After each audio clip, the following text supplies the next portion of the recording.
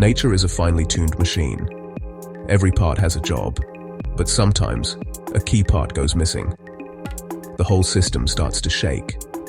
It loses its balance. We are seeing this happen today. Across our planet, the wild is becoming unsettled. The cause is often the loss of one specific type of animal. These are the apex predators. They are the animals at the very top of the food chain. They are the ultimate survivors. This is not about just saving one animal. It is about saving the entire system that supports life itself. It matters more now than ever before. Apex predators are the planet's natural managers. Think of wolves, great sharks, big cats like jaguars. They hunt other animals. This is not cruelty. It is a vital service.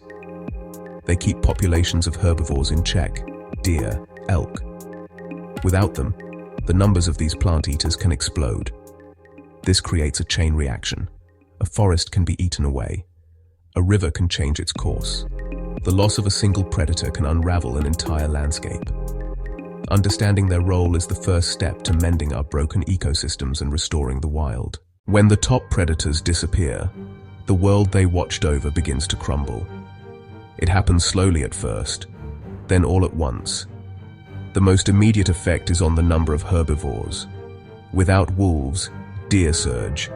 Without jaguars, capybaras skyrocket. Free from natural control, they eat everything in sight, strip bark from young trees, devour saplings. The forest floor becomes bare. New life stops. The forest becomes old and sick. These impacts ripple outward. When riverside trees and shrubs are eaten away, soil is exposed. Roots that held the earth together are gone. Heavy rains erode the banks. Rivers widen and shallow. Without shade, waters warm. Disaster for fish that need cool, clear streams. Sediment clouds the water. Frogs vanish. Insects vanish. The river becomes a sluggish, muddy channel. An overabundance of any single species creates a perfect storm for disease.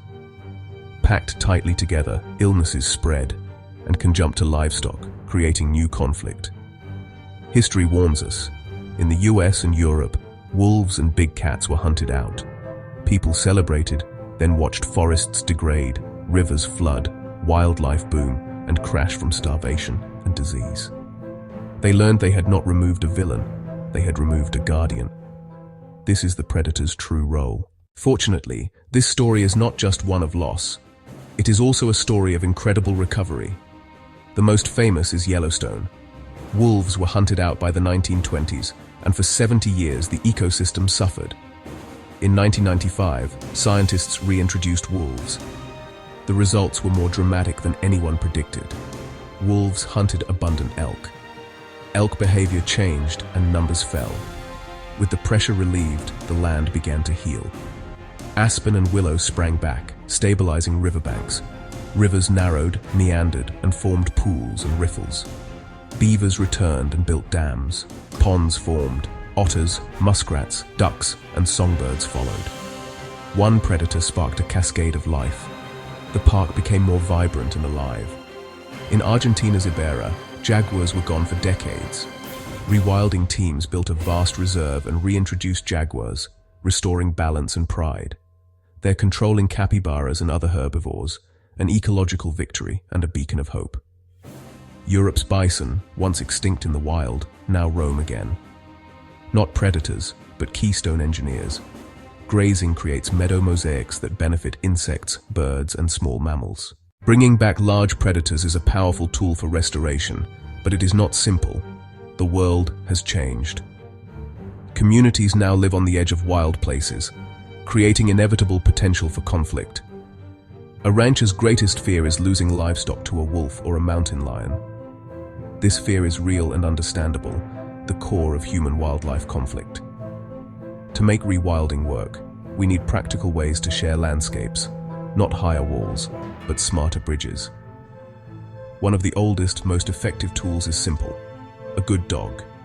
Livestock guardian dogs, Great Pyrenees Kangal, are working animals, living with flocks day and night. Their presence alone deters predators.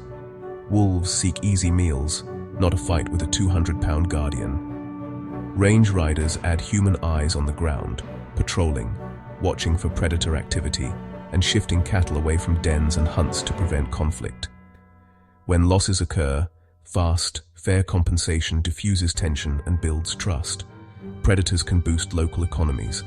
Ecotourism draws visitors, supports businesses, funds conservation, and turns a liability into a community asset. Animals need more than protection. They need room to roam. Habitat fragmentation is one of the biggest threats. Highways, cities, and farms cut wild lands into isolated islands where animals can't find mates, food, or escape fire and disease. To solve this, we must think bigger. Reconnect landscapes with wildlife corridors that link core habitats. One grand vision is Yellowstone to Yukon, Y2Y, connecting the Rockies from Yellowstone to the Canadian Yukon, a multi-generational effort. Overpasses and underpasses save animal and human lives. Corridors aren't always massive. Small connections work too. A riverside forest strip can be a highway for bobcats and bears, stepping stones across a human world. Communities and landowners can protect these critical links. Science guides us. Satellite collars, remote cameras, and maps show where corridors are needed and how to design them well. We can focus effort where it matters most. Beyond the headlines, understanding the science and the ethics helps us move past fear to coexistence.